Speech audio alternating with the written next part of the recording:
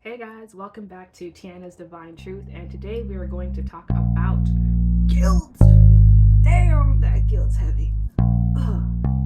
But yeah, so today we're going to talk about guilt because honestly, it's time to let that guilt go, right? Like, how long are you going to be bringing that shit around with you? You need to let it go. And the reason I think I would have a series where I just kind of go through all these emotions. In my first video, if you guys want to check it out, I talked about resentment in relationships and life. And that kind of led on to the emotion of guilt. And today we're talking about guilt. Okay? That's right. Guilt. Okay. How are you guilty? And why are you guilty? And is that guilt even yours? Is that burden yours or is it somebody else? Did someone throw that guilt into your lap and said, hey, you should feel guilty for this? And then you're like, but why? And then see, you only ask why if you've done some healing work.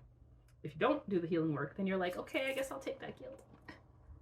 Okay, you have no more guilt for me. Okay, I'm gonna take it. Okay, I'm gonna take it. Okay, I'm gonna take it. But why healing guilt is important? Because if you don't heal guilt, honestly, one, you can be manipulated. How can people manipulate you by guilt? You don't love me. If you don't do this for me, then you don't love me. If you don't go here, then you don't love yourself.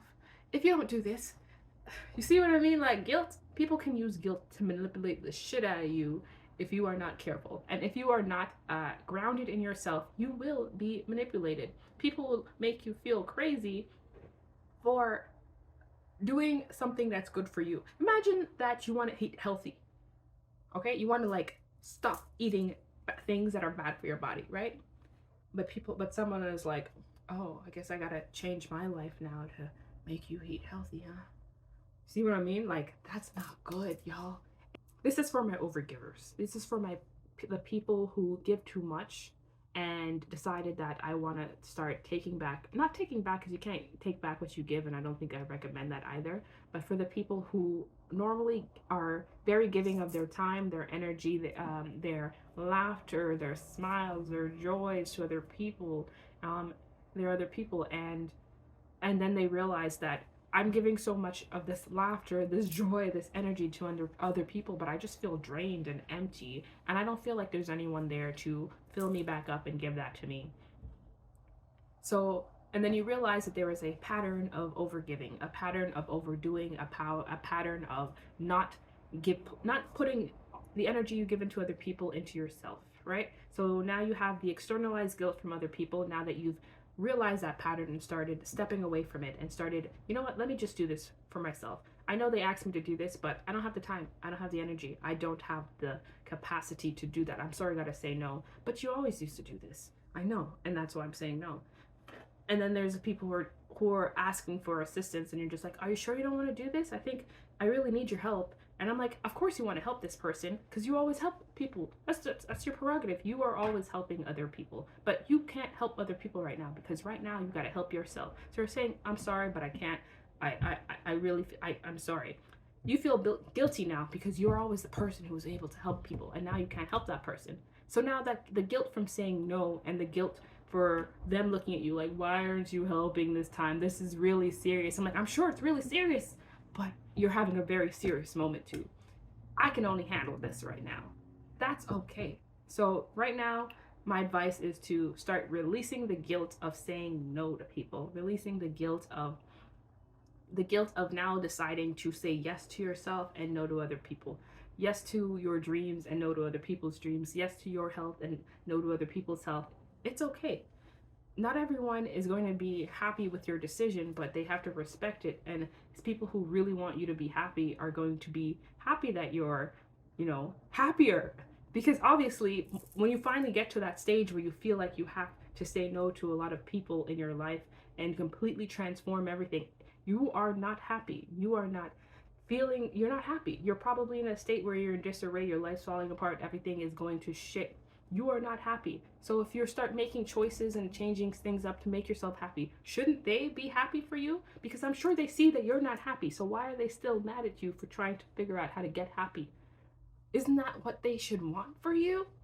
At least they should be feeling that way if they are actively happy, if they're actually happy for you. And if they're not, then you know what to do.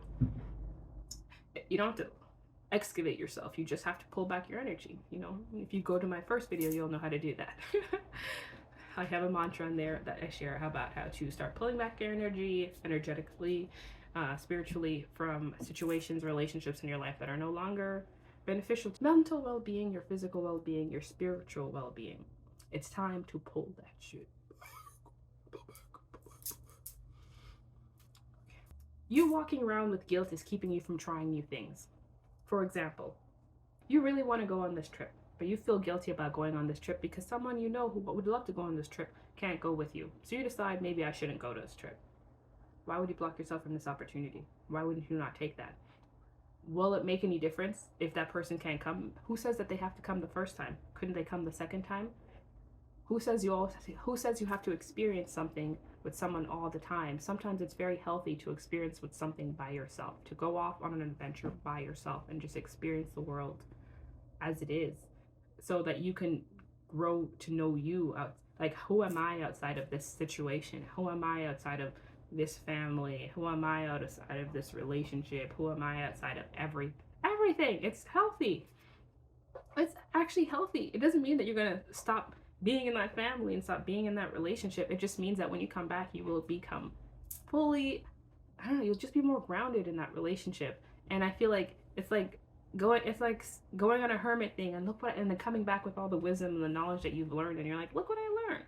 You know, if you're in an environment that fosters that type of relationship where you can like go out and grow and come back, I feel like that's beneficial for the relationship and for the friendships in your life, where they should want you to grow because they should be growing also. And I think that's always a good thing. You want someone who's going to be encouraging, people in your life who are going to be encouraging your growth, encouraging you to be learning new things, encouraging you to change and transform and evolve, because that's why we're literally here, to change, to grow, to evolve, to transform, to transcend this reality.